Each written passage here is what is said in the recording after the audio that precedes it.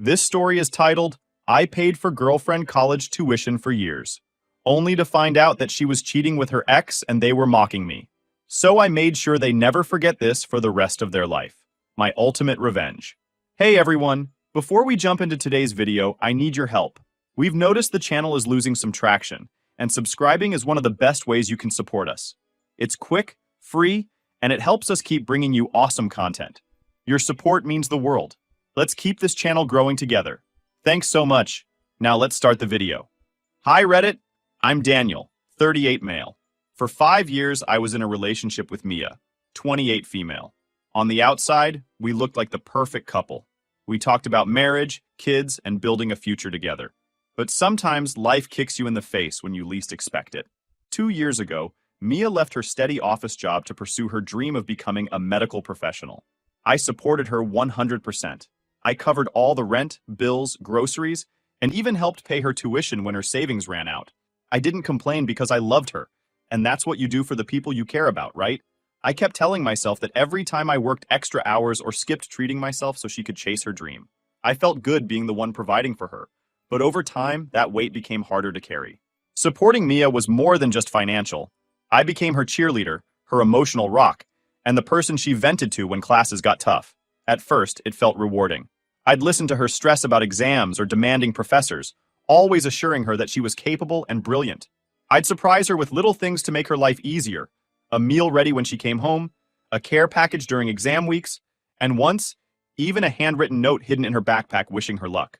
But somewhere along the way, things started shifting. The gratitude I initially felt from her turned into expectation. The small smiles and thank yous I loved getting from her disappeared, replaced by an air of entitlement. The changes in her behavior started slow.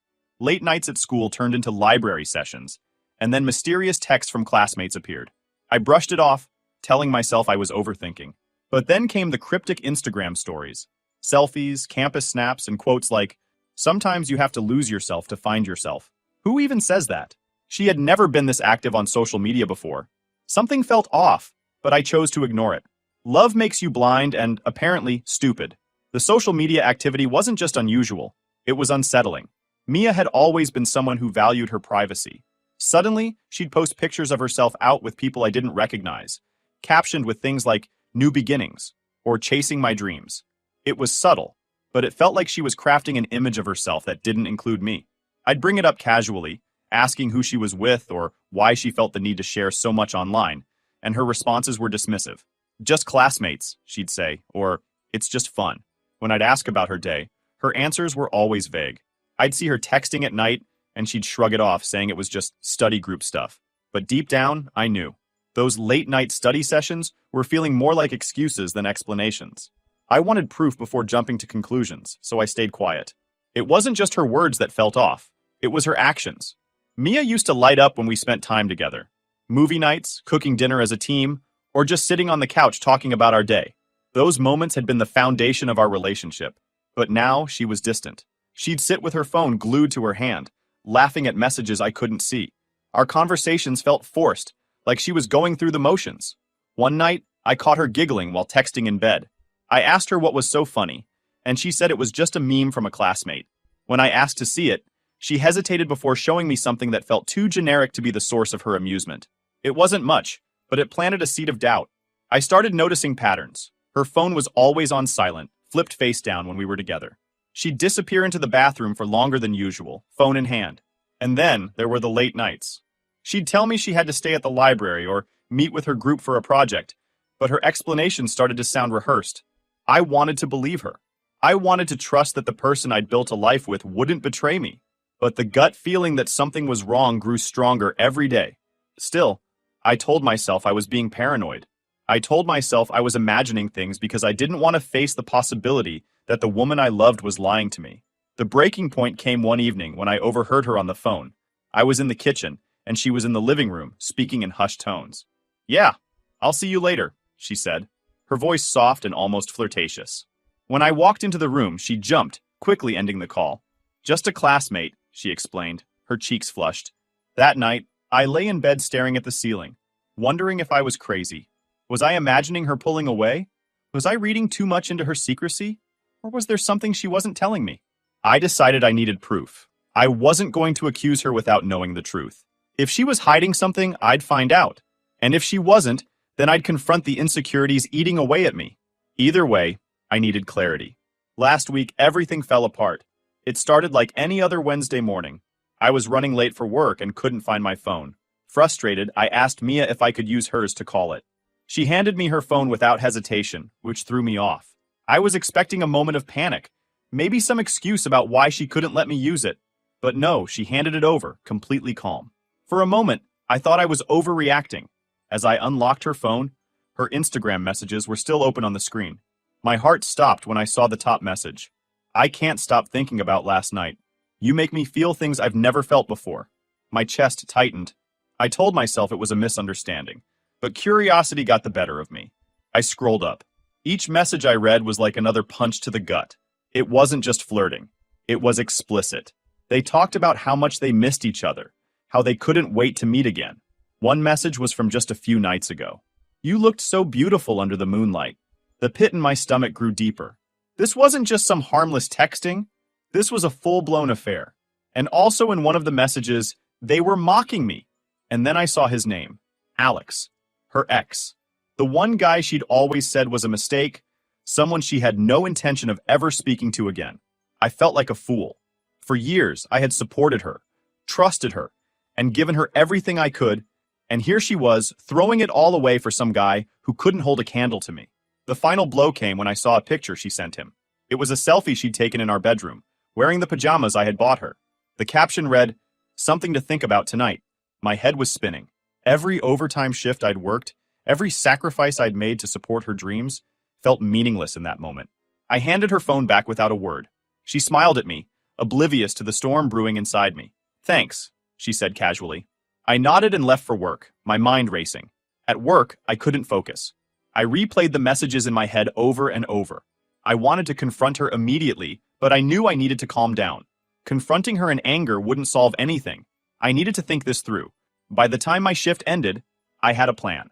When I got home that evening, Mia was in the kitchen cooking dinner. She greeted me with a kiss and asked how my day was. I forced a smile and mumbled something about being tired. She didn't suspect a thing. I sat at the table, watching her move around the kitchen, laughing at her own jokes and humming to herself. It made me sick. How could she act so normal when she was sneaking around behind my back? That night, as she slept beside me, I made a decision. This wasn't going to be a simple breakup. Mia had taken advantage of my love and trust. She needed to face the consequences of her actions, and I was going to make sure she did. I started replaying every suspicious moment over the past few months. The late nights, the dodgy explanations, the secrecy around her phone. It all made sense now. I wanted to rage, to throw her out of my apartment that instant, but I knew that would be too easy. She had betrayed me, disrespected everything I'd done for her, and I wasn't about to let her walk away without facing the fallout. This wasn't just about ending things, it was about reclaiming my dignity. I spent the rest of the night awake, formulating my next move. By morning, I knew exactly what I had to do. The next day, while Mia was out at school, I began packing her things. Every piece of clothing, every book, every little item that belonged to her. It all went into boxes. I wasn't reckless about it.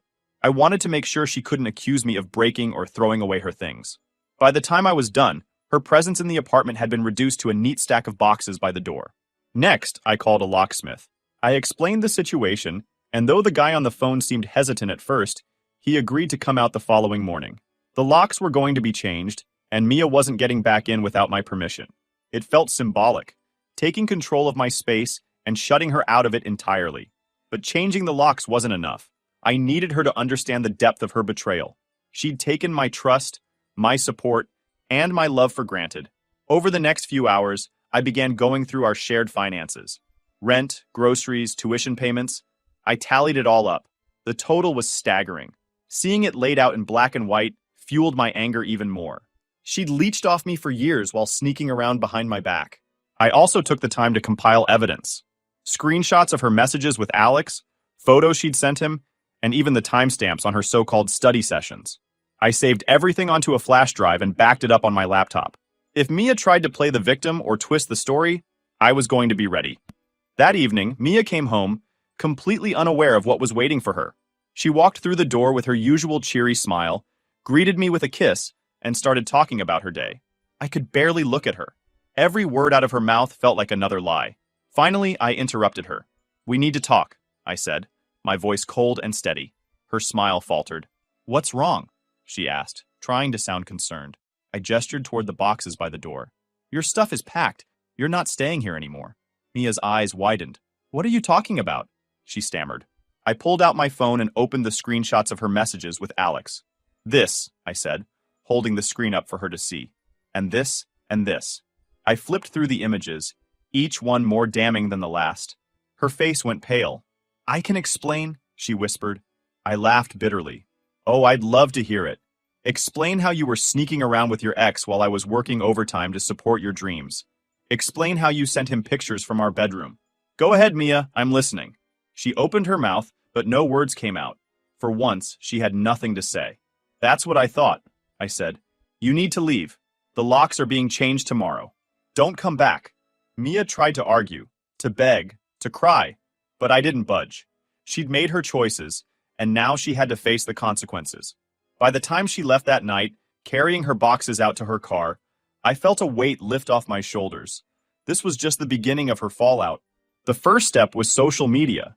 Mia had built this facade of being a hardworking, ambitious woman, chasing her dreams. Her posts were curated to make her look inspiring, full of those corny motivational quotes and pictures of her studying with a latte in hand. Meanwhile, behind the scenes, she was sneaking around with her ex and mooching off the man funding her entire life. I wasn't about to let her keep that shiny image. I posted a straightforward message to my account. People show you their true colors when you least expect it. Imagine supporting someone's dreams only to find out they're meeting their ex behind your back, using your home and your money. Let's not sugarcoat betrayal. I didn't tag Mia directly, but anyone who knew us, our friends, mutual acquaintances, her classmates, would connect the dots. I attached screenshots of her conversations with Alex, the photos she'd sent him, and even a shot of the receipt for her tuition payment. The reaction was immediate. Comments started flooding in, people DMing me to ask what happened or expressing their shock. Some people tried to defend her, but the evidence was too damning. And then came the best part. Mia herself commented, "I can't believe you're airing our personal life like this. This is childish and pathetic." I fired back with, "What's pathetic is sneaking around with your ex while pretending to be a victim. What's childish is using someone's money and trust while planning your next betrayal. Own up to your actions." The silence after that was deafening. Mutual friends who had always kissed up to Mia suddenly started unfollowing her. I heard through the grapevine that Jessica, a girl in her class who had always been competitive with Mia, screenshotted the post and shared it with their professors. Academic reputations are fragile, and Mia's was starting to crack. Meanwhile, I wasn't done with Alex either. The guy thought he could waltz back into Mia's life and undermine everything I had built? Wrong. I started digging into his history. It didn't take long to find a pattern. Unpaid debts, a string of failed relationships, and stories from mutual acquaintances about how he mooched off anyone who let him. Using a burner account, I sent anonymous messages to people in his social circles, attaching proof of his lies and debts. It wasn't long before Alex's reputation was as trashed as Mia's. He lost his job shortly after. Something about showing up drunk one too many times. Perfect. Once Mia was out of my apartment, I thought that would be the end of it, but I underestimated her sense of entitlement and sheer stupidity. Mia wasn't content to just lick her wounds and move on.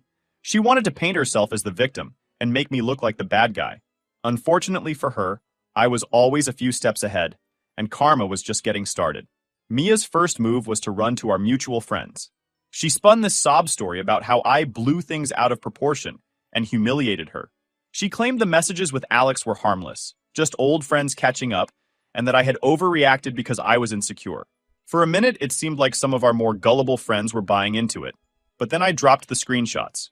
The ones with the timestamps, the explicit messages, and the selfies she'd sent him from our bedroom. That shut down the pity train real fast. "Are you seriously still defending her?" I texted one friend who tried to stay neutral. "Look at the evidence. She was cheating on me while I was paying her bills and supporting her dreams. You think that's okay?" That was the last time I heard from that particular friend. Others, thankfully, sided with me outright. They knew how much I had sacrificed for Mia and how much she had taken advantage of me. Slowly but surely, the truth spread, and Mia's reputation started to crumble. Meanwhile, Mia's actions were having ripple effects beyond just our social circle. Remember Jessica, the competitive classmate who was always gunning for Mia's spot as the teacher's pet? Well, Jessica got wind of what had happened, and she wasn't about to let an opportunity like this slip by. She started sharing the story, discreetly at first, but then more openly, among their peers and professors. Suddenly, Mia's academic integrity was being questioned. People started wondering if her success was earned or if she had been manipulating others, just like she had manipulated me. Her classmates began to avoid her, and group project invitations dried up. The professors didn't outright accuse her of anything, but the subtle shift in their attitudes was obvious. Mia, who once thrived on being the star pupil, found herself increasingly isolated. And then there was her family. I didn't have to do much to get them involved. They found out on their own. A mutual friend, likely someone tired of Mia's endless whining, mentioned the situation to her parents. Mia's dad was furious. From what I heard, he confronted her at home, demanding to know if the rumors were true. When she tried to downplay it, he pulled up the screenshots himself. "You've embarrassed yourself and this family," he reportedly told her. "Daniel worked his ass off for you, and this is how you repay him?" Her mom, who had always babied Mia, tried to defend her, but even she couldn't argue with the evidence. They gave her an ultimatum: shape up or find somewhere else to live. Mia, being the stubborn fool she was, decided to leave. She thought she could rely on Alex to pick up the pieces, but she was in for a rude awakening. Turns out Alex wasn't the knight in shining armor she thought he was. After losing his job, thanks to some misunderstandings with his employer that may or may not have involved a burner account and a well-timed tip from me, he was in no position to support anyone. The two of them ended up couch surfing at first, but even that didn't last long. Their friends got tired of the drama and the freeloading, and before long, Mia and Alex found themselves homeless. One evening, I was filling up my car at a gas station when I saw them. They were sitting in a beat-up car parked near the back of the lot, looking absolutely miserable.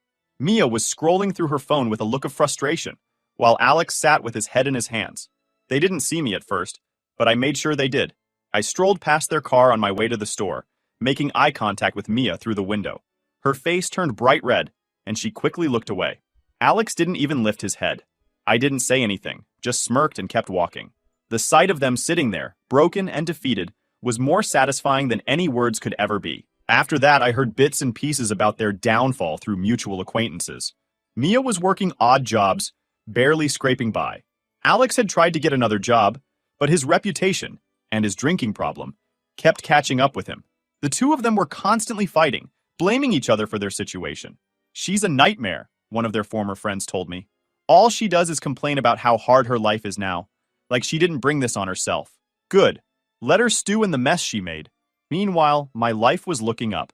I'd started going out more, reconnecting with old friends, and focusing on myself. Work was going great, and I even started dating again. It felt good to be free of Mia's toxicity and to reclaim my time and energy for things and people that actually mattered. One day, I got a call from Mia's younger brother, Eric. He'd always been cool with me, and we'd stayed in touch even after everything went down. "Hey man," he said. "Just wanted to let you know, my parents are still pissed at Mia. She's been trying to get back in their good graces, but Dad's not having it. He said she burned too many bridges." I couldn't help but laugh. "Well, maybe she'll finally learn some accountability." Eric chuckled. "Yeah, maybe. Just thought you'd like to know karma's still doing its thing." While I was thriving, Mia and Alex were sinking deeper into their mess. The last I heard, they had been kicked out of the car they were staying in after Alex got into an argument with the owner. Word got around that Alex had finally bailed on Mia, leaving her with no money and nowhere to go. She ended up crashing with a distant relative, someone who didn't know the full extent of her drama. It wasn't long before that arrangement fell apart too. Mia's entitled behavior and constant complaints were too much for anyone to handle. The final blow came when Jessica, her former classmate, shared an anonymous tip with one of their professors about Mia's unethical behavior during group projects. It led to a formal investigation, and while nothing could be definitively proven, the stigma stuck. Mia's dreams of becoming a medical professional were effectively over. No one wanted to work with someone whose reputation was tainted by lies and manipulation. Meanwhile, my relationship with my new girlfriend Emma is growing. She became a constant source of joy and support, and together, we're building a life that's free of drama and toxicity. We have trips planned, new hobbies to explore, and goals to reach together. Being with her reminds me of what a healthy relationship is supposed to feel like. Mia and Alex were nothing more than a distant memory now, a cautionary tale about what happens when you take advantage of the wrong person. As for me, I was finally living the life I deserved, one filled with love, respect, and endless possibilities. And for that, I couldn't have been more grateful. Update. Hi Reddit, it's me again. Just when I thought Mia was finally out of my life for good, she found a way to claw her way back. It had been months since I'd seen or heard from her directly, but I still heard about her downward spiral through mutual acquaintances. Every update only reinforced what I already knew. I dodged a bullet. So, imagine my surprise when one evening, just as I was settling in for a relaxing night, there was a knock at my door. I wasn't expecting anyone, and when I opened the door, there she was, Mia. She looked nothing like the woman I'd once been with. Her hair was disheveled, her clothes wrinkled, and there were dark circles under her eyes. It was obvious she hadn't been doing well, but I wasn't about to feel sorry for her. "What do you want, Mia?" I said, leaning against the doorframe, making no effort to invite her in. Her lip quivered as she tried to force tears that weren't quite there. "Daniel, I need to talk to you. It's important." I folded my arms. "I don't think we have anything to talk about." "Please," she said, her voice breaking. "Just 5 minutes. I swear." I should have slammed the door in her face, but curiosity got me. I stepped aside reluctantly, gesturing for her to come in. She walked in cautiously, like she knew she didn't belong there anymore, and sat on the edge of the couch, fidgeting with her hands. "What's this about?" I asked, keeping my tone cold. She hesitated, her eyes darting around the room. I don't know how to say this, but I'm pregnant." I stared at her, expressionless. "And why are you telling me this?" Her eyes widened, as if the answer should have been obvious. "Because it's yours, Daniel. For the father." I couldn't help but laugh, a deep, humorless sound that echoed through the room. "You really expect me to believe that? After everything you did? After Alex and God knows who else?" Her face flushed. "It's not Alex's, I swear. It's yours. I haven't been with anyone else since before we broke up." I raised an eyebrow. "You expect me to take your word for it? The same word that wasn't worth anything when you were sneaking around behind my back?" Tears started streaming down her face now, and this time they seemed real. "Daniel, I know I messed up. I know I don't deserve your forgiveness. But this isn't about me. It's about the baby. Our baby." I shook my head, my patience wearing thin. "You've got some nerve coming here, Mia. You think you can waltz back into my life and drop this bomb, expecting me to just take responsibility without proof? That's not how this works." "I'll do a paternity test," she said quickly. "I'll prove it to you. Please, Daniel, just don't shut me out. I don't have anyone else." And there it was, the real reason she was here. She wasn't looking for me because she wanted to make amends, or because she cared about the truth. She was here because she had burned every other bridge and had no one left to turn to. She needed a lifeline, and I was her last resort. I leaned forward, making sure my voice was calm but firm. "Let me make something clear, Mia. If, and that's a big if, that child is mine, I'll do what's legally required to support them. But that's it. You and I, we're done. Don't think for a second that this changes anything between us." Her shoulders sagged, and for a moment, she looked like she might argue. But then she nodded. "Okay," she whispered. "I understand." "Good," I said, standing up and opening the door. "Now leave." She looked like she wanted to say something else, but she thought better of it and walked out without another word. The next few weeks were a whirlwind. I made arrangements for a paternity test, insisting that everything go through official channels. I wasn't about to let Mia manipulate the situation or take advantage of me again. She complied, probably because she had no other choice. When the results came back, they confirmed what I'd suspected all along. I wasn't the father. I sat in my car outside the testing facility, staring at the paper in my hands, a mix of relief and anger washing over me. She had lied. Again. Whether she genuinely believed I was the father, or was just grasping at straws to reel me back in, didn't matter. The result was the same. She had tried to use me, and it had backfired spectacularly. I wasted no time confronting her. I called her and told her to meet me at a nearby park, a public place where she couldn't make a scene. When she arrived, I didn't mince words. "It's not mine," I said, holding up the test results. Her face went pale.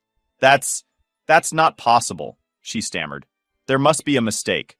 "There's no mistake," I said, my voice icy. "You lied to me, Mia. Again. And this time, you thought you could trap me with a fake pregnancy story. What the hell is wrong with you?"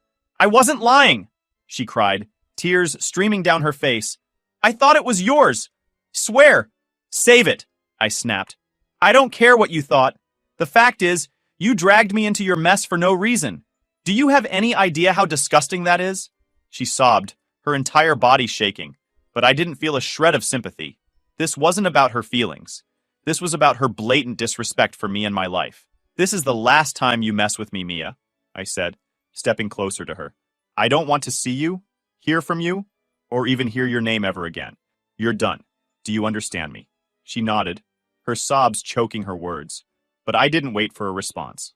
I turned and walked away, leaving her standing there in the middle of the park, a broken shell of the woman who had once thought she could control me. That was the last time I saw Mia. True to her word, or maybe out of sheer fear, she never tried to contact me again.